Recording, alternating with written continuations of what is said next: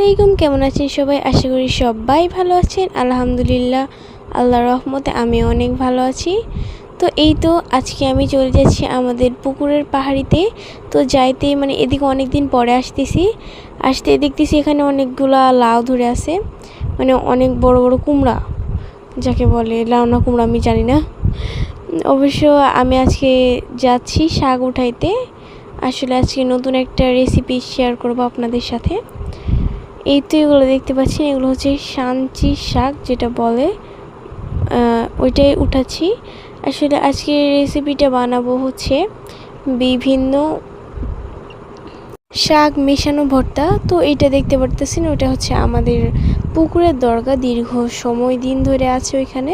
অবশ্যই এটা কিসের পাতা, বাট এটা শাক, কিন্তু আমার ক্যামেরাম্যান বলল যে ওইটা শাক না ওইটা, তো আমি জানতাম না ওইটা কি। আর এখানে এসে এক পক্ষে ভালো হয়ে গেছে, যে দেখেন দুইটা সিম পেয়ে গেছি।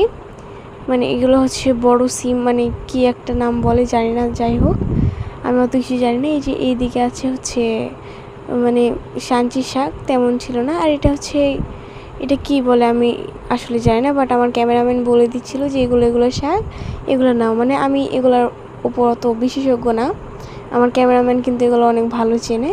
আর এগুলো হচ্ছে, এটা বলতে পারবো এটা হচ্ছে ঘাটি শাক। তো এই তো আজকের ভিডিও এই পর্যন্ত, আমার পুরো এক চাকা হয়ে গেছে। দেখা করছি আবার নেক্সট ভিডিওতে। আল্লাহ হাফেজ।